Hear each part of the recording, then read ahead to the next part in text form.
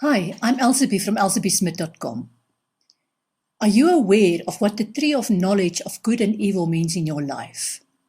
Why is it that mankind got into trouble as far back as when Adam and Eve were led astray in the Garden of Eden? In this module, we will explore the meaning of the tree of knowledge of good and evil, which focuses on polarization and separating people. We'll also discuss the meaning of the tree of life, which has the opposite effect of uniting what has been separated. Here's a question for you. What does the tree of knowledge of good and evil mean to you? The first mention of the tree of knowledge of good and evil is in Genesis 2 verse 17. And the Lord God commanded him, that's Adam, you may eat freely from every tree of the garden, but you must not eat from the tree of the knowledge of good and evil. For on the day that you eat of it, you will surely die. The fruits of this tree represent the original sin, where God made it clear that the fruits of this tree are forbidden, because eating these fruits will result in a spiritual death.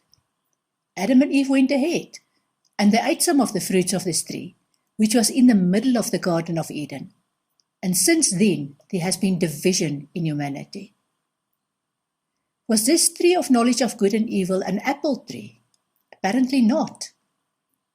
The Latin word malus can be translated as either apple or evil. The fruits of the tree are evil and cause division and separation. The duality that is represented by this tree is not the duality that we observe in nature, for example, day and night, or in spatial orientation, up or down, left or right, or even left and right brain thinking and so on, or any other duality outside of us as people. The duality is inside of us and part of our psyche. The duality is about us. Those who are like me, and therefore I feel comfortable with them because they confirm my stereotypes and judgments, and them, those who are unlike me, and therefore we should steer clear of them because they dare to question us. The vision that is caused by becoming aware of good and evil can take many shapes. In this section, I will refer to three of the most obvious causes of division, namely race, gender, and religion.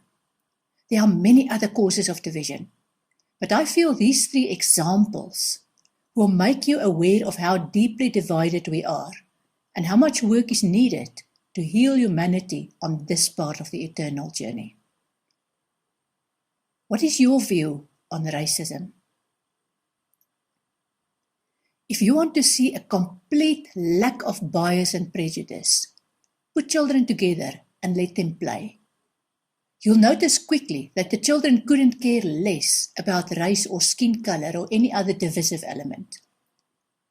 Toddlers clearly find joy in each other's company, whether they understand each other's language or not. Children who grow up on farms do not notice race in their early years.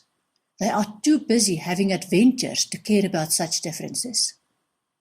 I heard recently from a friend whose child is in primary school that the child was describing an achievement by a fellow student. The father asked, "Is the boy the black one in your class?" The child stopped what he was doing, thought for a moment, and then said, "Yes, now that I think of it, yes." For the child, the emphasis was on the achievement of his classmate. For the parent, the emphasis was on the skin color that distinguishes the one child from the rest.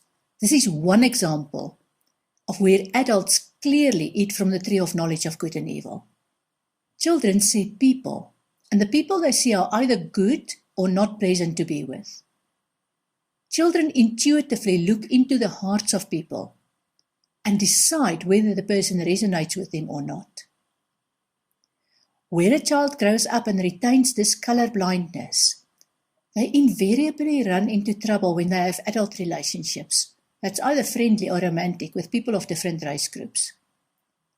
This is because their friends embrace the bias from the environment and focus on their racial differences. If you want to hear about a messed up country where racism has been used as a political weapon for hundreds of years, let me tell you about South Africa, where I grew up. as far as the 17th century, white and black people intermarried. The result has been a mixed race group that is locally referred to as colored. I won't go too deep into a history lesson, but I can tell you that just in my lifetime, I've seen and experienced how black people are discriminated against based on their skin color. I lived through part of a 50-year dictatorship, where the politicians in charge were white and built an infrastructure for white people.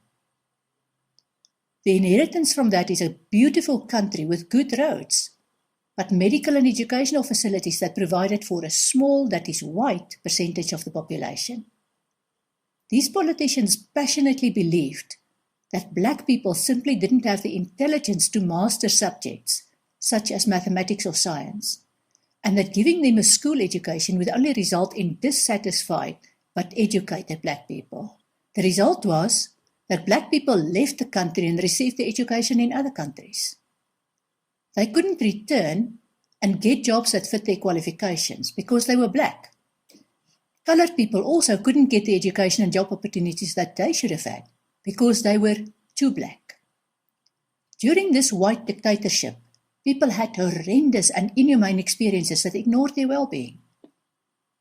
For example, a colored-looking person that's not white enough or black enough for the practiced eye of a government official was simply reclassified to a different race group based on the physical attributes of their skin colors, or the shape of their cuticles, or the degree of curliness of their hair. These practices had far-reaching consequences. For example, families got divided because it was illegal for people of different race groups to intermarry or live in the same neighborhood, and especially not under the same roof.